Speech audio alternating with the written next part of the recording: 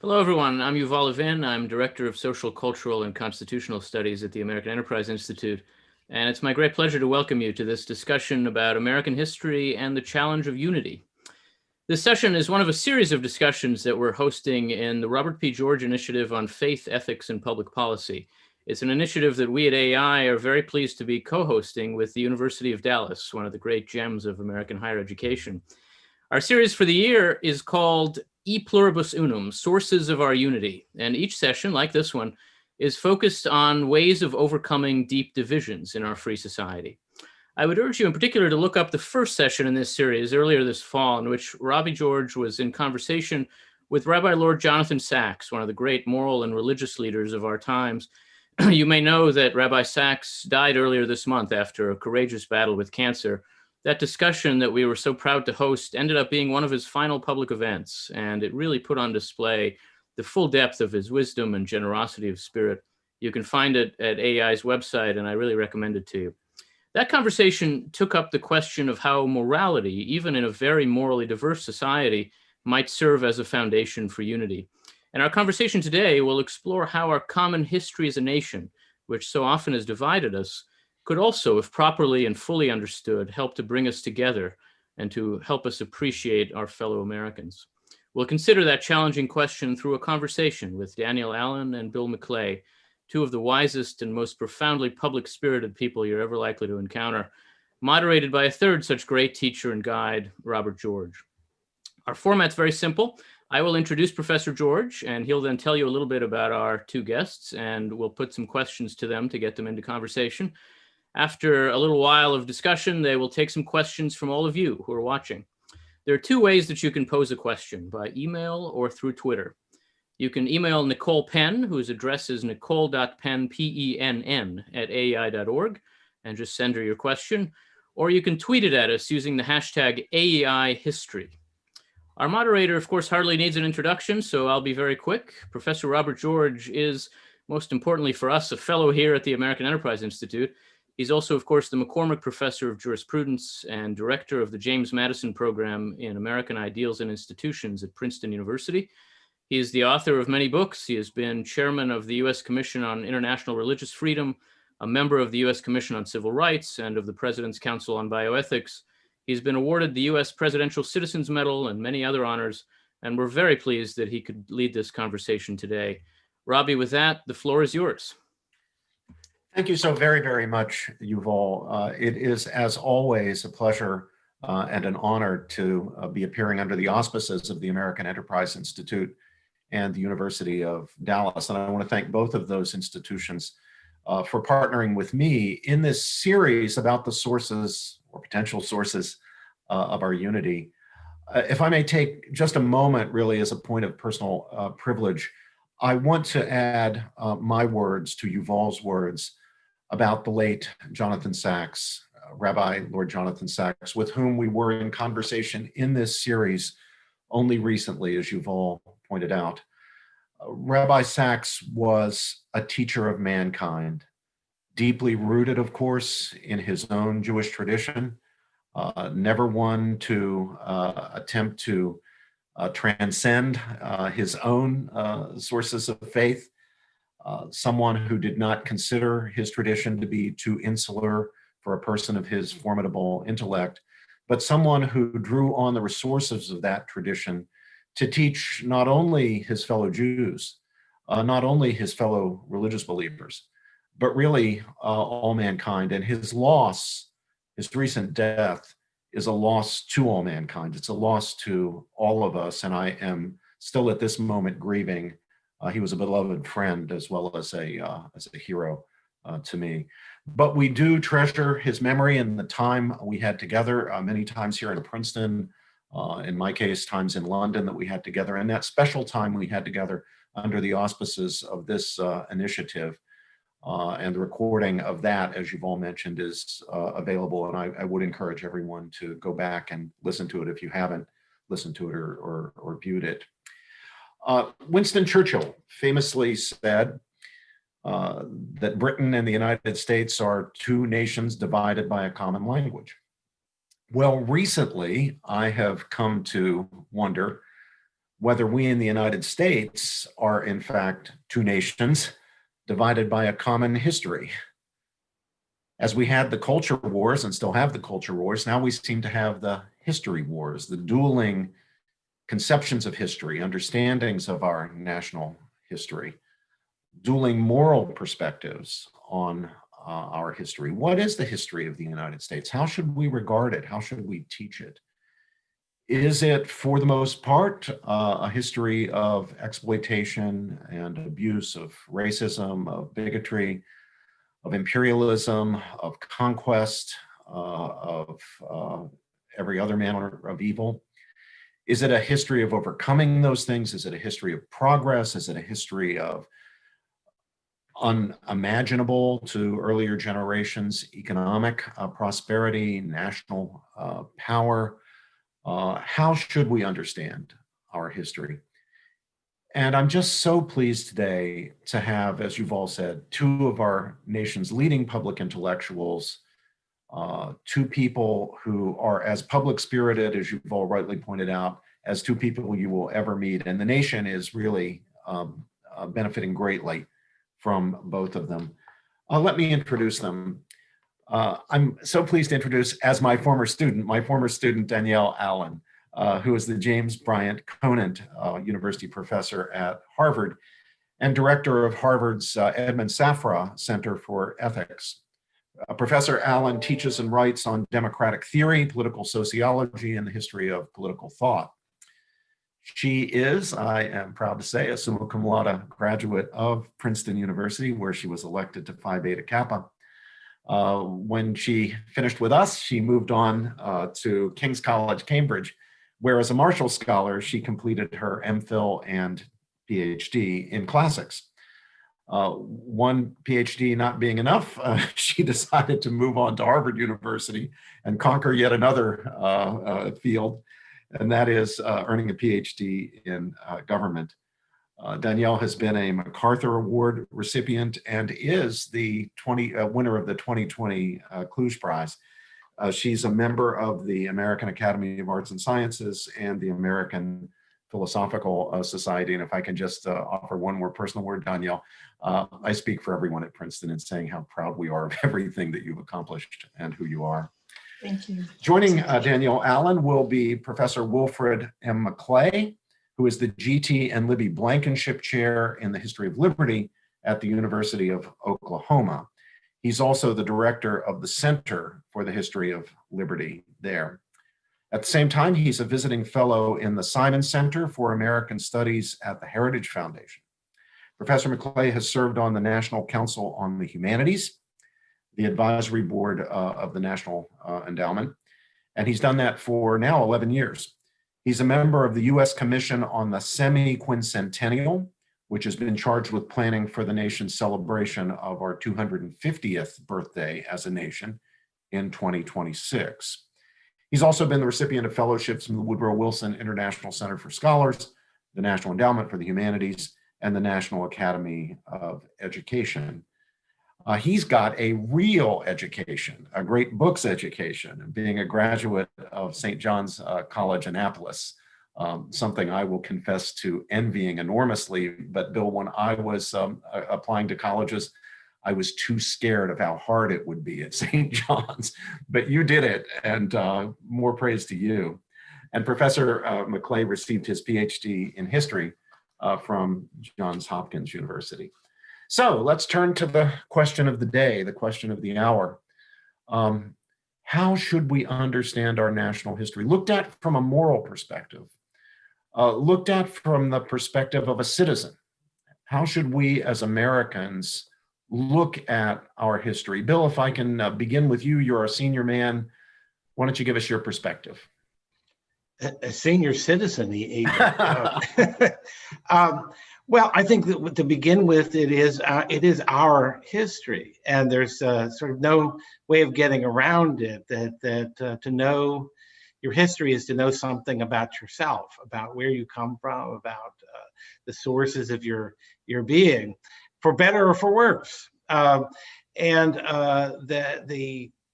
think of something that Burke says, if Wallace is still here, he can correct me because I'll get this mangled, but that society is a partnership in all science, in all art, in all virtue, in all something else. I don't remember. And that because those things cannot be achieved in a single generation, society is a partnership across the generations, a partnership between those who are living, those who have died, and those who are yet to be born. So I think that's one very good, very accurate, very truthful way of thinking about our history. It's that we are engaged in a partnership, not necessarily a partnership that we consented to, in every sense of that, but a partnership nonetheless that we are lesser than what we can be if we separate ourselves from that history, and particularly if we undertake to edit it in ways that we really have no right to do. Bill, is there, in your opinion, an objectively true version of the story? Does that concept of objective truth in history mean anything? A little bit. I'm not at all wanting to affiliate myself with a sort of 19th century German or positivist view of history, that even the most hard and quantitative facts are themselves enveloped in interpretation. And history is always the history of something and for something. It's not history, capital H, the way physics, let's say, is, or some other discipline. History is always related to the history of some particular entity and directed towards some particular end. That is, there's some reason we want to know that history. There's some reason we want some principle of selectivity that we want to use in sorting through the mass of details, the blooming, buzzing confusion of life, as James would say, and through that principle of selectivity, arrive at an account that is informative, that is useful, that is truthful. It may not be the whole truth, but it may be nothing but the truth. That's the ideal that you seek, I think. But objectivity, that's for Martians and robots. It's not for us humans. I mean, we in some way participate in historical consciousness. There's a participatory element, and I like to distinguish between historical knowledge, and historical consciousness, or historical consciousness as the remembered past. That is the past as we appropriate it and incorporate it into our being. Danielle, over to you. What's your perspective? So there's a lot to say here, and I think it is absolutely, as Professor McClay said, the case that a people needs stories by which it makes sense of itself to itself. We need a shared picture of our history in order to work together in partnership, to echo Professor McClay's words, on our future. So in that regard, the process of working together to figure out what our story is fundamental. And with regard to the question of truth, I mean, I think, yes, Professor McClay is right. There's a magnitude of occurrences in our past, a magnitude, sort of an infinity of events that have transpired over time that make up the stuff of history, the narratives that we create about that past. And we absolutely should bring the highest possible standards for evidence gathering and analytic assessment to how we convert those fragments of evidence into narrative. So in that regard, there is a standard of truth for how we narrate our history.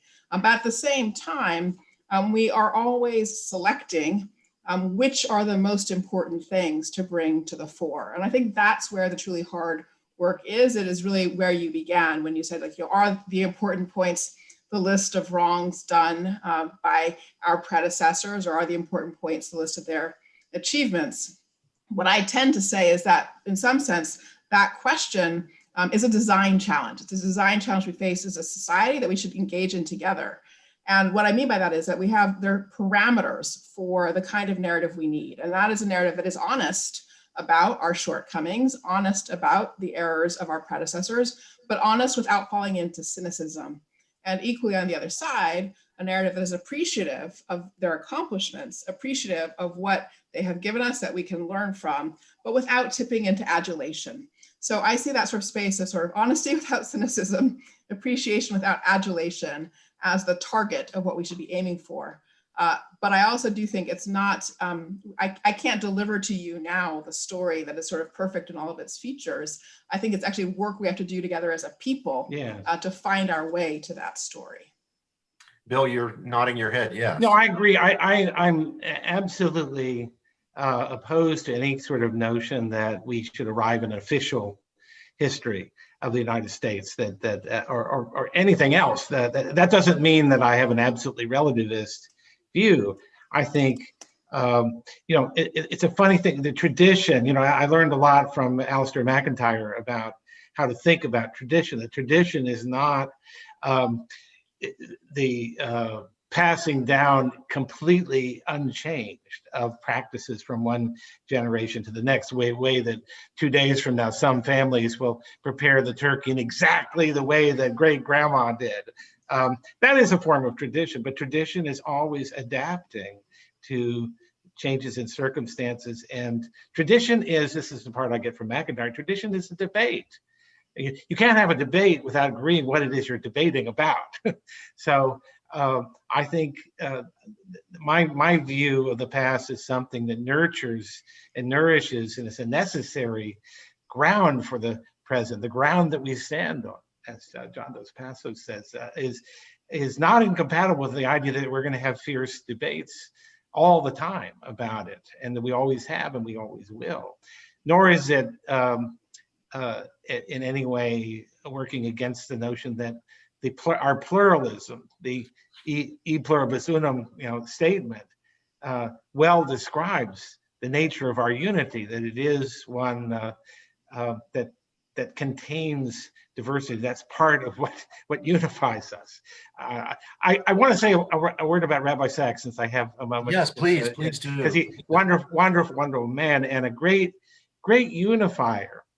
And yet, of all the things that I've ever read, and I actually heard him present this as a talk at First Things, his essay on creative minorities, which is really a bit of advice to Christians about, well, this is how we Jews have handled being a minority. You might consider this example, but the whole notion that creative minorities can have the propulsive power for society as a whole is something I also associate with him. So the great unifier was also a great affirmer of that kind of deep pluralism. Mm-hmm. And I think those are completely compatible positions. Well, he was an extraordinary man, and as I say, it's such a loss for all of us, people of every tradition. Yes. If I can pause for a commercial advertisement, I have a tribute to him coming out in Mosaic magazine, the Jewish magazine, online magazine, Mosaic. And as it happens, I had submitted a review of his book, what turned out to be his last book, called Morality, which was all about recovering the concept of the common good, getting beyond the kind of individualism we've fallen into throughout the West. And that's coming out, I believe it'll be coming out in the Jewish Review of Books. Danielle, if I can go back over to you, we need to tell a story to our children. History's got to be taught. Our history has got to be taught in schools. There's no way around it. And here's where I see so much division currently, because we've got to struggle over what we're going to tell the kids. What are we going to tell them about our history? Should we tell them that you have a history to be proud of?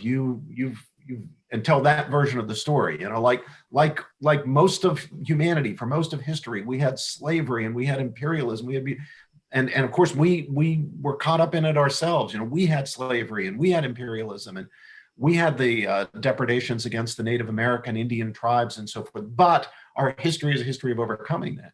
Or should we be telling our children, well, everything we've got, the privileges that you enjoy, these were purchased at a heavy cost because they came as the result of oppression. and racism and bigotry and depredations and so forth? Or is there some third version of the story? How should we address that, Danielle? Well, let me just share with you a body of work I've been part of for the last 2 years, and I think Professor McClay as well, in various ways, has participated in these conversations. There is a large network of people working on a roadmap for excellence in history and civics learning, grades K through 12, and the project is called Educating for American Democracy. And one of the most important things that this project is doing is shifting from answering the question of what we should teach by offering a list of things to offering questions, the questions that we should be collectively engaged in. So to Professor McClay's point about a debate, the goal is to help the country transition to a view that we can share the same conversation. In some sense, the question that you just posed is the nature of the question, but it's actually one we have to engage together. Again, not, I don't think, deliver the answer up front. So for instance, we have 7 content themes in this work.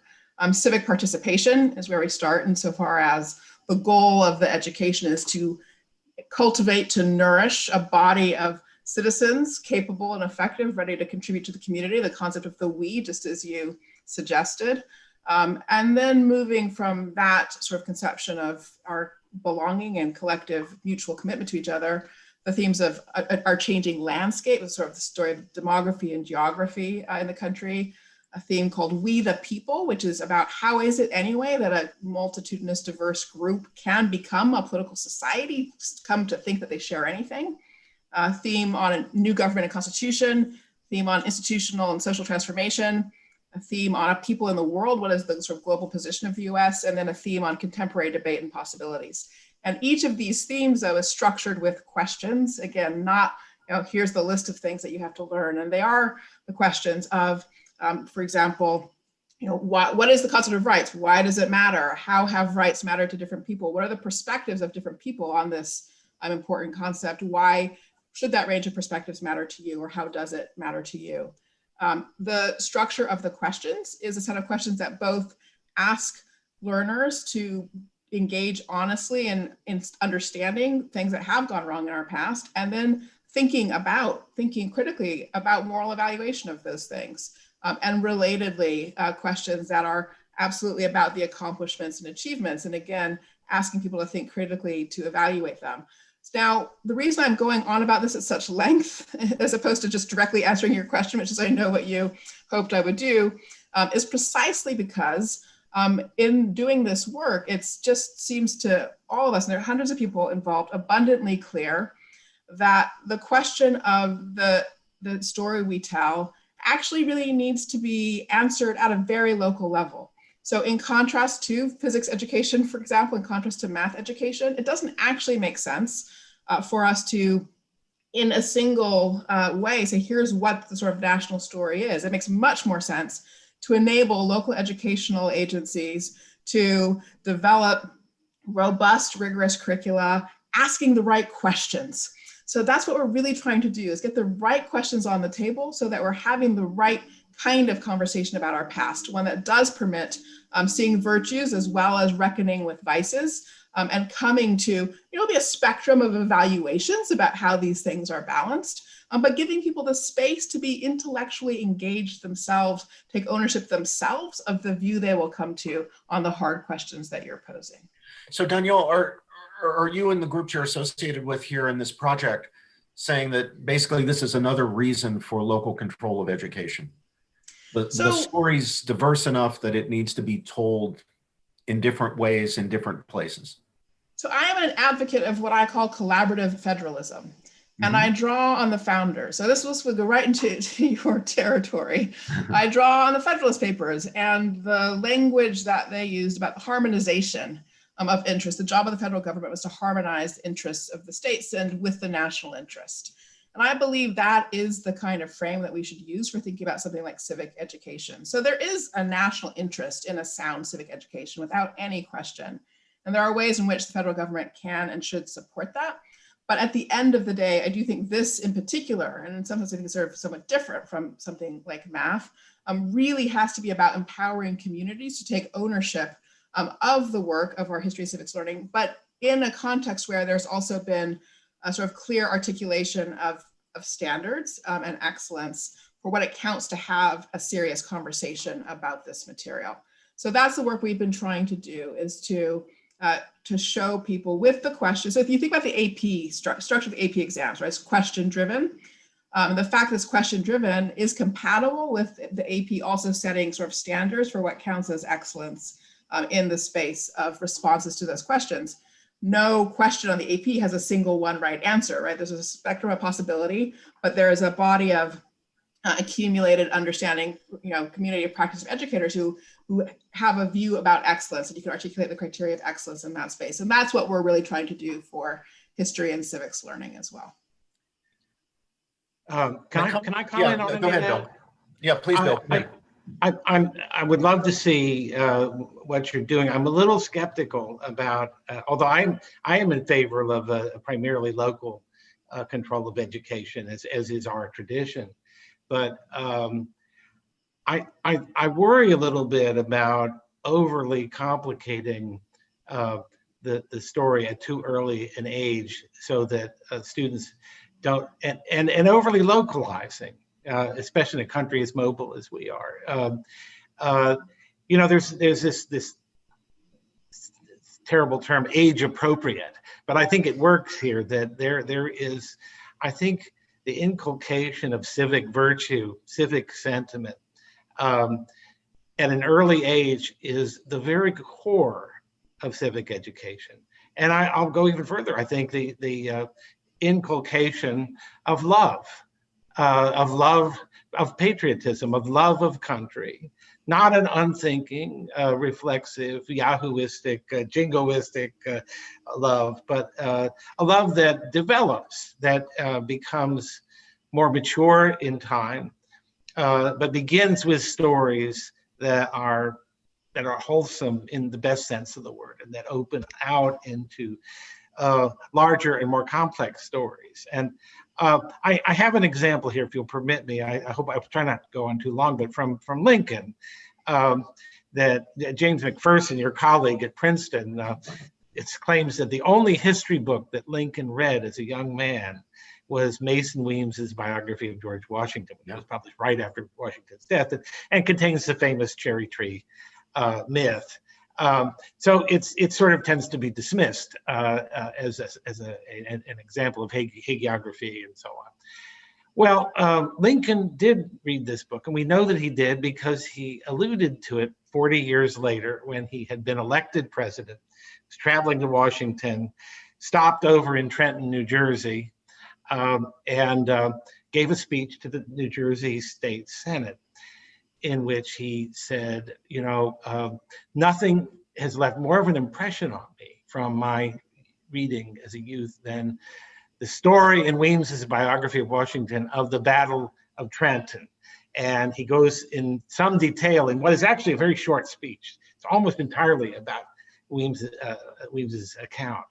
And he describes the elements of the battle, the valor of those who fought, and then says, reading about this as a young boy, I knew even then that the cause for which they fought was not he words it in a strange way, something not uncommon, or something not common. And he ends up saying they're fighting not just for their immediate cause, but for the cause of humanity, for the cause of human rights, of liberty, of our Constitution and Declaration, and so on. So it's terrific that he drew on this story, this childhood story that was still true, and it was a source of strength, a source of unity, a rallying cry for his cause.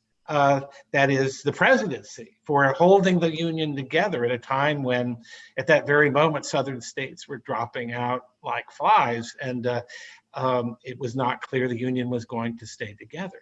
And he was doing what he did in the Gettysburg Address, saying this is the cause for which these people gave their lives.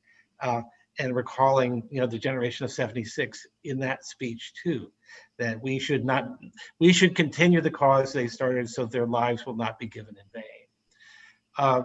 This is great stuff. This is great political oratory. It's also true. And it traces back to a rather simple story from Lincoln's youth that he used as a kind of template for thinking about valor and about devotion to a cause greater than oneself. So I think we need things like that. Danielle, please. Let me respond to that. Because in fact, I think you'll find a lot of agreement to what you're saying and what we're doing, and happy to follow up with you afterwards. But a few things. Absolutely. I mean, it's a sort of K through 12 picture. There's a developmental story there. So the hardest histories, the complexities, are not things that you're engaging in kindergarten. I want to be clear about that. And absolutely, there's a strand of the work that we've been working on, which is absolutely about the question of how one cultivates a sense of commitment to constitutional democracy and to the people of which we're a part. And then honestly, open-endedness about inviting communities into exploring how they'll do that specifically. But there's another thing to say about the developmental challenge, which I think has been the hardest part of our history and civic education to date, which is that we have had a habit of wanting to hold the hard histories off late until later grades. It doesn't work because you have kids who come to school, particularly from African-American families, who already know the hard histories. And so if their teachers never mention the hard histories, their teachers have been set up in effect as liars to them. And this is incredibly undermining of the authority and legitimacy of educators. It's not good for the kids. It's not good for anybody in the classroom. So we have to have an honest history that is honest all the way through, even as it is also cultivating civic bonds and civic connections. So exactly the question you just put on the table is the one that we, as this big group, ideologically diverse group, have been wrestling with. And what we've done is, as I said, sort of structured questions that we hope educators will engage with. And I do think we're going to see a lot of different examples and experiments, but the sort of criterion of honesty, so that kids who already know more are not having the experience of the wool being pulled over people's eyes, doesn't end up in a problematic dynamic.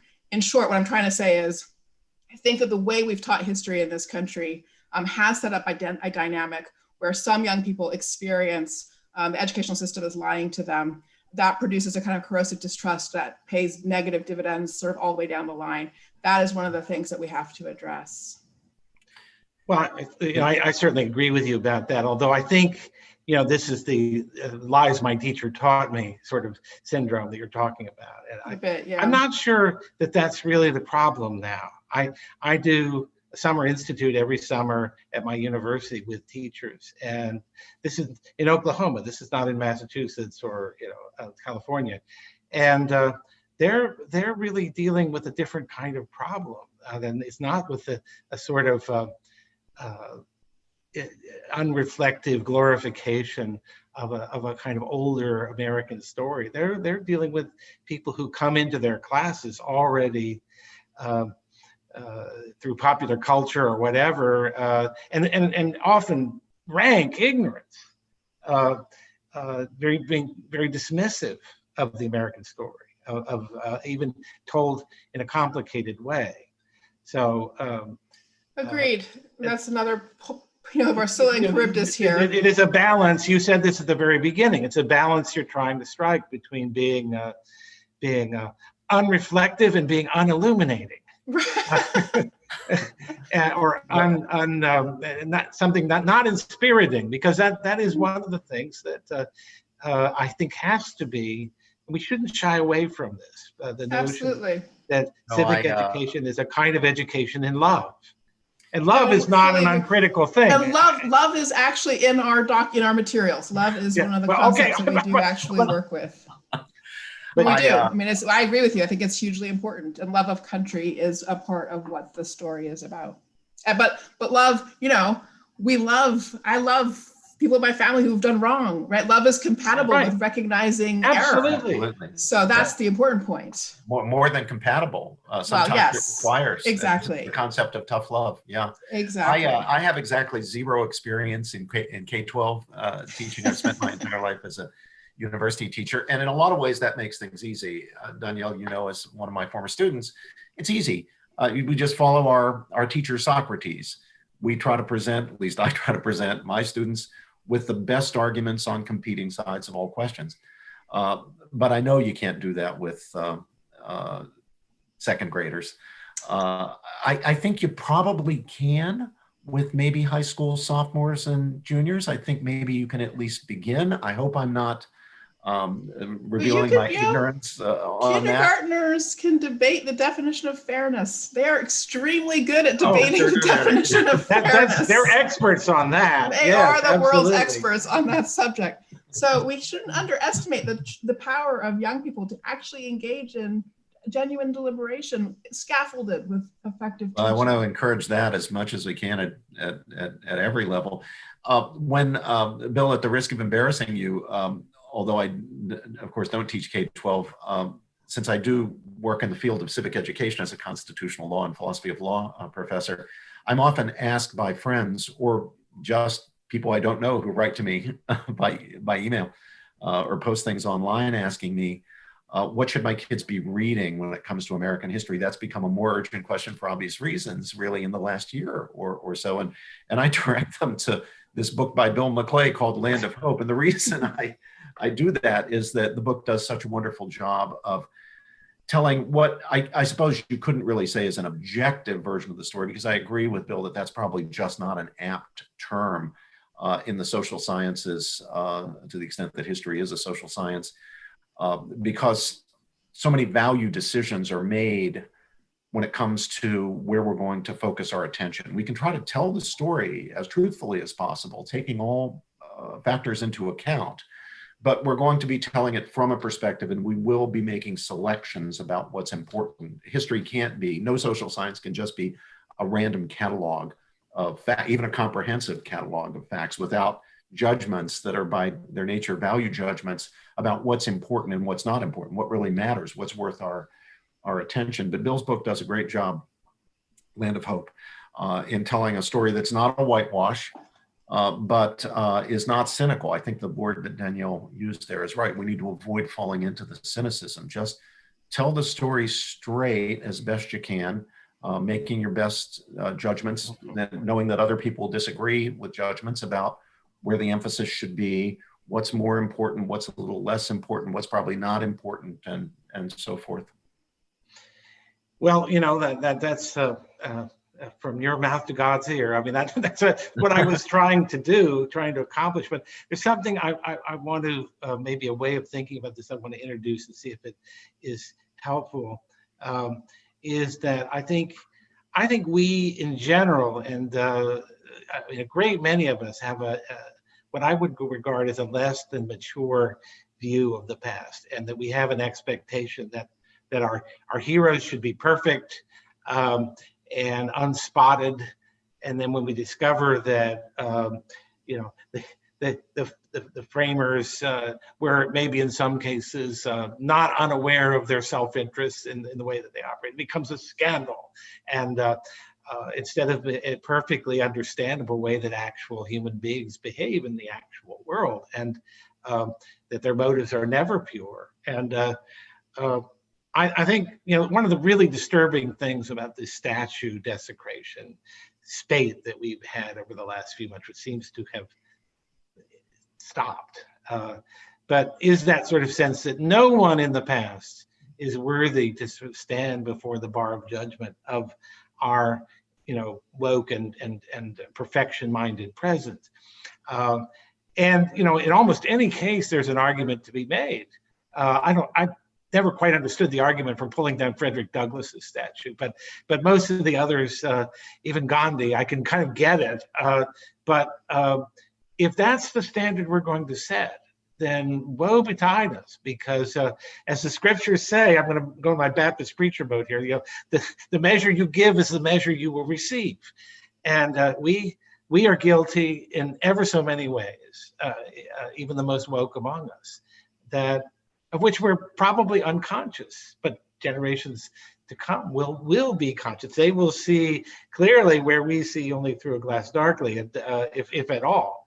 So I think, and let me give an example here of how far this can go, that although it hasn't gone this far, but I think, we're all aware of the material that David Garrow of Emory University has published about Martin Luther King and his some things coming out of the FBI files about his dealings with women, and it turns out to have been much worse than the occasional peccadillo, and maybe in at least one case involving coercion.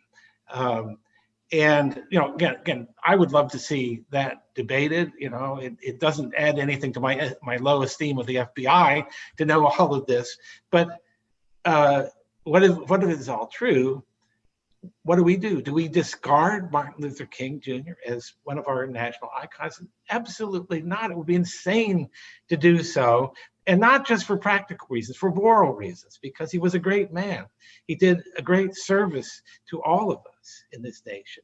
And in a way that was admirable. It wasn't just what he did, but the way he did it. And he called us back to our founding documents, and to our founding religious tenets. And he was an imperfect man.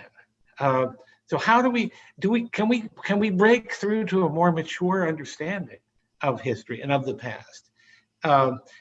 With that instance, but also with other things, including, I think, the difficulty that the human race had in climbing out of the practices that had existed since time immemorial that involved the enslavement of human beings, property in man, as Madison said.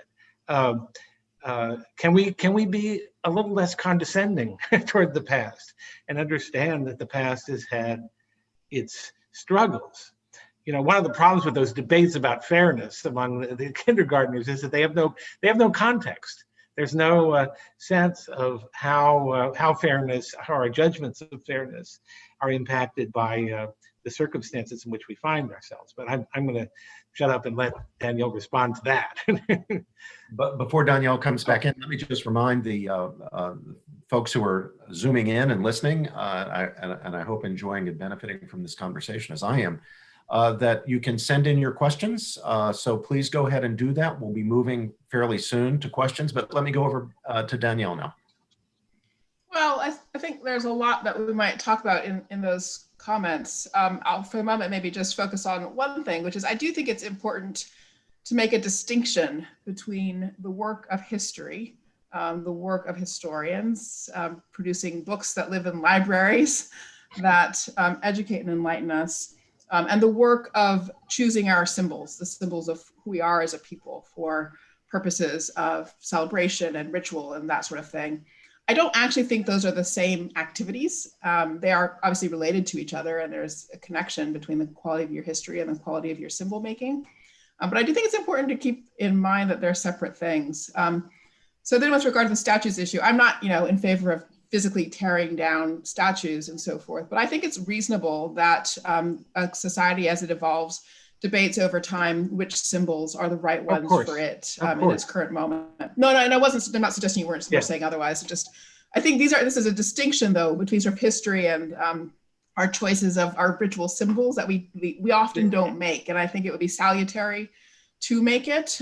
So in other words, from my point of view, for example, just thinking of the renaming of Calhoun College at Yale, not a single word written by Calhoun should ever be removed from the Yale libraries. I would stand by that, emphatically in all kinds of ways. Should Yale rename its college? Yes, absolutely. Calhoun is not the right way for the college to convey in the present what its hopes and aspirations are for its undergraduates. So I just think that's a distinction worth paying attention to. Well, I agree, and it's really, I think, for the people of Yale and its alumni community and the whole sort of community in time to decide that issue. Yep. as it is, you know, Robert E. Lee statues and across the South and all that. I would like to I don't really think those statues should be there. And I'd say as somebody who's lived in the South and likes the South, but I don't think those statues should be there, or at least be there unaccompanied. That's another strategy. But I would want communities themselves to decide Agreed. for themselves. And certainly I agree. The violent, you know, tearing down, that to my mind speaks to another issue, which is this expectation that all of our public symbols have to pass a purity test, that that almost nothing can pass without it being presented in a dishonest way. It's interesting. I mean, there is that danger. I'm sorry. I think I have to change my headphones. I apologize. Uh-oh. I hope you can still. Sorry, I think my battery just. So no, I think you're absolutely right about the danger of a purity test. But I think the challenge in this space is partly that, and the sort of, you know, excessive orientation to a kind of standard of purity. But I think there's another challenge in the space, which is that I agree with you 100% that in the ideal, what we would see happening is that communities all over the country would be grappling with the question of what symbols best represent them as a community in the present. And we are seeing that in some places. We are seeing communities where city councils and mayors and so forth are building task forces and structures to reconsider monuments and ask the question of what would be the right monuments for the town. And those examples should be lifted up and celebrated because they point the way.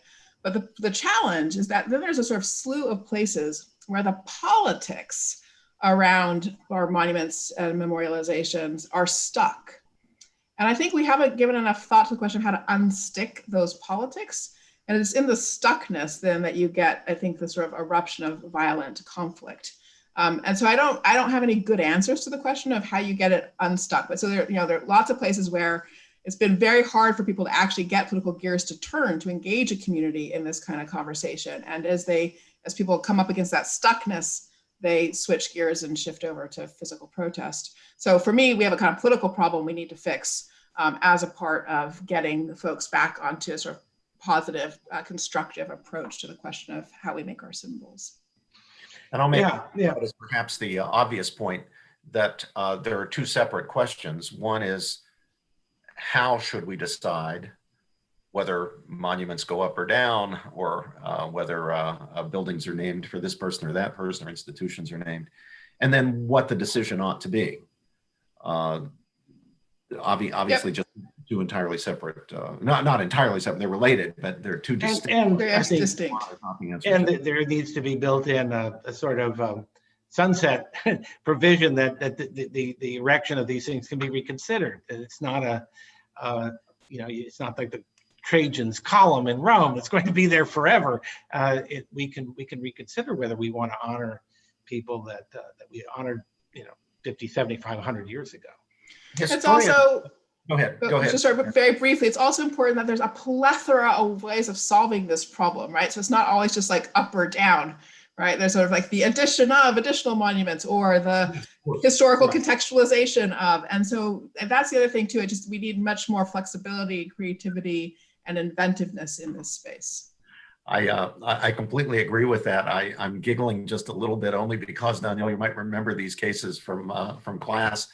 One of the ways the Supreme Court at one point was trying to deal with the question of Christmas scenes, nativity scenes on, right. Remember this, you know where I'm going here, Yeah. Nativity scenes on public space and public courthouse squares and so forth, was to say, okay, well, it's all right if you have baby Jesus in the manger and Mary and Joseph and the ox and the lamb and so forth, so long as you also have secular symbols like Santa Claus and the reindeer next to it. So it's not always the right solution, but sometimes addition is in fact fair enough. Let me, Danielle and Bill, before moving to the questions, because we'll probably get about 10,000 like this and we can why don't we handle them right away? Maybe just a couple of sentences each, because I don't want to get hung up on these things. A couple of sentences.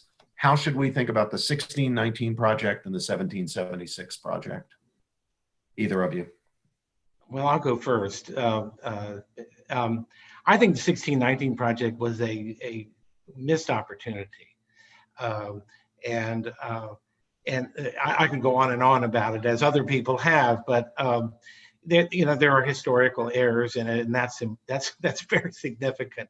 But I think even in terms of the messaging, I mean, it's curious. Nicole Hannah-Jones, who is the overall editor of the thing, and who really puts forward the framing device of 1619 as the founding. She starts out talking about her father, who flew a ragged American flag, and her sort of perplexity. Why would he feel gratitude to a country that had treated him and people of his race so shabbily? And it's actually a question that she doesn't seem to be interested in answering. That her view of the matter is the correct view. I think, W.E.B. Du Bois, in Souls of Black Folk, there's a chapter on the sorrow songs, the spirituals, as we call them. And it's a wonderful chapter. Every American should read. But one of the things he says in there is that, he has this passage in which he says, America, how came you thus? Before the pilgrims arrived, we were here. And that's one way of talking about 1619, is that before the pilgrims came, people of African descent were here. And that's the way Du Bois uses it, is to say that there are three gifts that Africans have given to America, and one of which is the sorrow songs, and there are two others. But they're gifts to America. They're not markers of an eternal separation from America, of anti-Black racism being implanted in the national DNA. So I should stop there, but I think it could have been a wonderful unifying event. That it would not have been difficult, and it could have been done in a truthful way. Instead, we got something very different. Danielle, your perspective. I'll say, I guess, a few things. So one is, I think the whole unfolding events around the 1619 Project are a sort of lesson about why we have certain kinds of divisions of labor in society, the role of the sort of historian and scholar, the role of the journalist, and the sort of professional protocols of historians are really important, right? Because they give us solid, minutely vetted renderings of our past. And journalism also has important standards and so forth, but they are different than a scholarly standard, and as a result can't actually deliver us the same sort of stability of account, which is why we call journalists, right, journalism the first pass, the first draft of history. Is a sort of a phrase often for what we think of as what journalists do, and then it's the job of the historians to come in and actually do the second, third, and the final draft that becomes the sort of historical record. And I think recognizing that sort of division of labor is just really, really valuable for sort of understanding what happened there. I think, I would echo Professor McClay. I think it was an opportunity missed. There's a feature of the 1619 Project that I do consider quite valuable. I tend to think of this country as having a social constitution, a political constitution, and an economic constitution. And the dynamics and temporalities of each of these are somewhat different from one another. And so 1619 is an important moment in the country's history for understanding its social constitution. It's not when African Americans first arrived. That goes back earlier, as Professor McClay said, but it was an important moment for framing up a structure of racial domination in the laws and practices of the society that was emerging. And then 1776 gave us a political constitution, which is different in kind and which had already people committed to it who were already committed to abolition. So it's a very different kind of thing. And it was not fully in sync with the social constitution that predated it. And there we get some of the tensions in our country and society. And then ditto, the economic constitution has its own dynamics. The Industrial Revolution, all the impacts of that in the early 19th century give us another sort of very substantial kind of restructuring of American society and legal practice. So that was a very long-winded way of saying that I think it's completely reasonable to pay attention to the sort of founding dynamics along social dimensions as well as along political dimensions and economic dimensions. But I don't think we should simplify the conversation into like this is the founding moment or that's the founding moment. 1776, 1787, they are the moment of political founding without any question. There are other moments of social founding. We have to understand the dynamics between the social foundings and reconstitutions and the political foundings and adjustments and transformations. And that's the sort of serious hard work that we all have.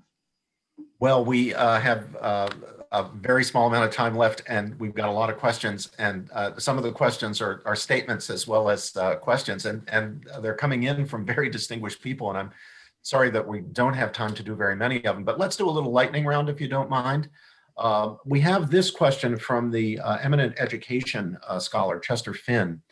I'm mostly on board with History Civics Road Mapping, the History Civics Road Mapping project that Professor Allen sketched, and have given it some advice myself. And the questions they're pursuing are worthy.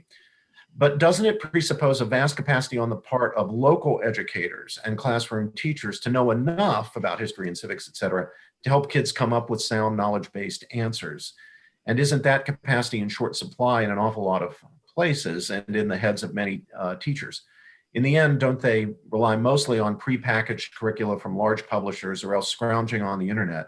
What will they actually use to pursue answers with their pupils to those good questions? Again, there's something of a statement in there, of course, as well as a question, but it's always good to have the perspective of someone as eminent as Checker Finn. Absolutely. And I almost raised actually exactly that issue as we were talking about it. I mean, everything I sketched out is actually also a huge call for professional development for educators and in a specific way as well. So the history profession has been reasonably good at being connected to K through 12 over the last few decades. Political science has not.